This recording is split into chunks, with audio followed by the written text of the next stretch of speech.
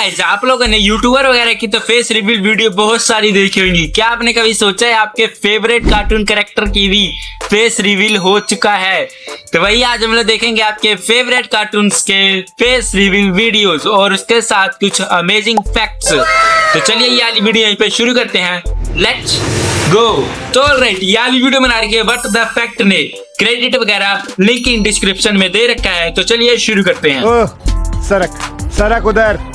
तो यार क्या आपने परमैन वाले बर्डमैन का कभी फेस देखा है? नहीं अच्छा, भाई। अगर इनका चेहरा नहीं देखा तो इनका तो देखा ही होगा। बिल्कुल नहीं क्या देखा। हमारे एक्शन बाबू का नहीं देखा? अगर इसे नहीं देखा है तो इन्हें तो देखा ही होगा। अच्छा नहीं देखा है, कोई बात नहीं, क्योंकि आज की इस इंटरेस्टिंग वीडियो में हम कुछ ऐसे कार्टून कैरेक्टर्स के फेस रिवील के बारे में जानने वाले हैं, जो कि भाई बहुत ही कम एपिसोड में बहुत ही कम फ्रेम भाई मैं बहुत एक्साइटेड हूँ भाई इस वीडियो के देखने के लिए, बहुत ही ज्यादा। आज पूरे सारे कार्टून कैरेक्टर की ना फेस रिवील वीडियो देख के जाऊंगा। के लिए आए हैं। और साथ ही साथ आज हम ये भी जानने वाले हैं कि डोरेमोन अंदर से कैसा दिखता है और कैसे वो अपनी गोल हाथों से सारी चीजों को पकड़ लेता है। तो चलो Yes. जल्दी से इस वीडियो को स्टार्ट करते हैं। तो यार ये तो हमें पता ही है कि परमैन शो के सारी परमैन्स अपनी आइडेंटिटी छुपा कर रखते हैं। भाई काफी टाइम तक तो मित्सो भी नहीं जानता था कि मिस सुब्रे ही पाको Yes. है। और इवन आप में से बहुत कम लोगों ने पयान का रियल फेस भी देखा हाँ होगा। भाई। भाई परमैन को जो एकदम रेगुलर व्यूअर होंगे ना वही से जानते होंगे। बेचारे हमारे मोटे भाई को बहुत ही कम स्क्रीन टाइम मिला है। अब देखो परमैन में अपनी आइडेंटिटी को छुपाने का सिलसिला शुरू होता है बर्डमैन से। और यूं तो बर्डमैन को सभी जानते Yes. हैं, लेकिन आज तक उसके फेस को प्रॉपर्ली दिखाया ही नहीं गया है। अब कहीं न कहीं हम ये जानते हैं कि आगे चलकर मित्सुओ ही परमैन से बर्डमैन बनेगा। हाँ। और इवन परमैन की तो एक थ्योरी ये भी कहती है कि एक्चुअली में मित्सुओ ही बर्डमैन है, जो कि फ्यूचर से आया था। भरे यारो इंटरनेट की गलियारों में घूमते हुए मुझे परमैन का ये एपिसोड मिला, जिसमें बर्डमैन परमैन को एक ऐसा कॉपी रोबोट देता है जो कि किसी का भी कॉपी नॉर्मल से काफी बड़े साइज में कर सकता है। अब इसके मैजिक को देखकर तो पाको और पाया झगड़ने लगते हैं कि इसे वही यूज करेंगे, बट फिर परमैन उन्हें वहाँ पर रोक देता है। वैसे मुझे ये बात समझ में नहीं आई कि पयान तो ठीक है, पर पाको क्यों झगड़ रही थी? तो बटन दबाएगी तो मित्सुओ के सामने तो उसकी आइडेंटिटी रिवील हो जाती।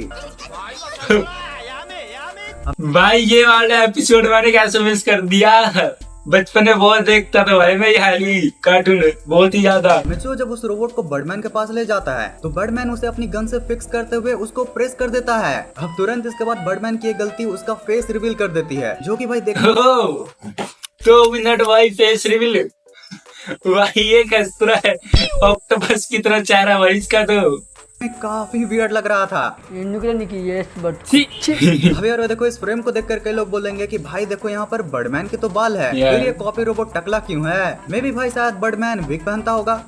नहीं भाई, बाल की तो छोड़ो, इसका चिन्ह भी नहीं मैच करता है। ये तो बर्डमैन होने से रहा, बट हाँ यहाँ पर क्रिएटर्स ने हमारे मजे जरूर लिए हैं। लेकिन अगर सच में परमैन ही आगे चलकर बर्डमैन बनेगा तो वो कुछ न कुछ ऐसा दिखने वाला है। Action mask. हाँ भाई, जापान में एक्शन कामेन को एक्शन मास्क ही कहा जाता है। अब जो सिंचन के एकदम जबरा वाले फैन होंगे ना, वो इसके मास्क के पीछे छिपे हुए फेस को भी जानते होंगे। बट जिन लोगों को नहीं पता उनके लिए मैं बता देता हूँ, एक्शन कामेन का एक्चुअल नेम गोतारो गो है। और पहले ये बहुत ही गरीब कंपनी में काम किया करता था, बट फिर डॉक्टर किटागावे और मिमिको के मिलने के बाद उसको मिलती है एक एक्शन बेल्ट, जिसे के थ्रू वो एक सुपर हीरो एक्शन कामेन बन जाता है।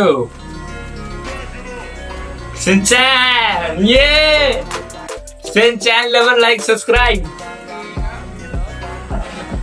भाई इस विकी पेज के अकॉर्डिंग तो इसकी ओरिजिन स्टोरी काफी इंटरेस्टिंग है, जहाँ पर जब गोतारो गो का एक बार रेड कार से एक्सीडेंट होने की वजह से लगभग जान जाने वाली होती है कि तभी प्रोफेसर गो उस पर सर्जरी करके और उसको एक साइबोर्ग बनाकर बचा लेते हैं। हो भाई, मतलब कि एक्शन कामेन आधा इंसान और आधा रोबोट है। और जस्ट लाइक चिट्टी, आधा रोबोट आधा इंसान है। तो और भाई जब वो दुनिया को नहीं बचा रहा होता है तो वो किसी मूवी की शूटिंग कर रहा होता है। और कई ऑनलाइन कम्युनिटीज का तो ये भी कहना है कि जब वो शूटिंग भी कर रहा होता है तो वो एक्चुअली में रियल विलन से ही फाइट करता है। बीच में दहशत न फैले इसलिए वो इसे किसी मूवी की शूटिंग की ही तरह प्ले करता है। जैसे कि इस एपिसोड में आप देख सकते हो कि ये सीन का डायरेक्टर को भी नहीं पता होता है और यहाँ एक ब्लास्ट के साथ एक अलग ही विलन आ जाता है। अरे नहीं डायरेक्टर, क्या ये स्क्रिप्ट में था? नहीं स्क्रिप्ट में ऐसा नहीं था।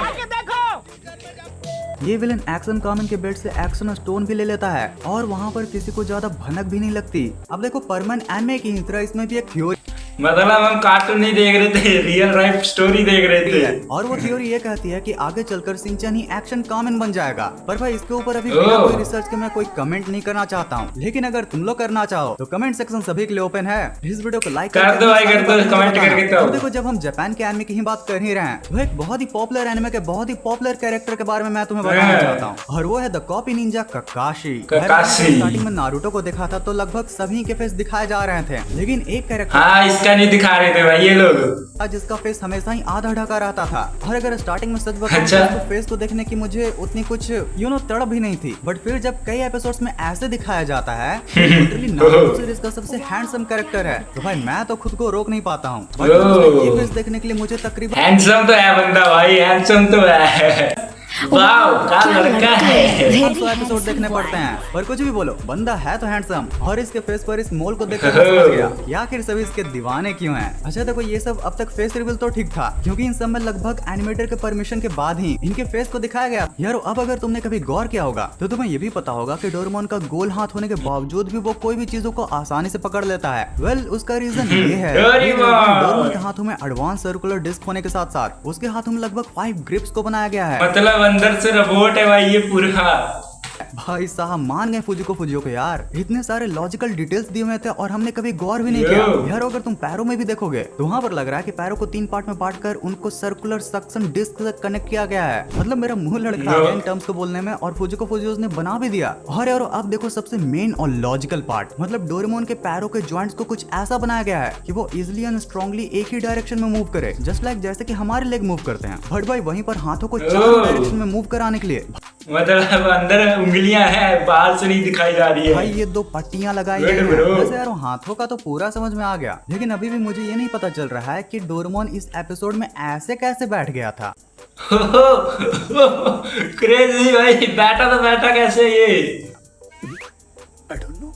तो राइट यार वीडियो यहीं पहुंची है समाप्त। अगर आपको वीडियो अच्छी लगी तो लाइक करें, सब्सक्राइब करें। थैंक यू, जय हिंद, जय भारत।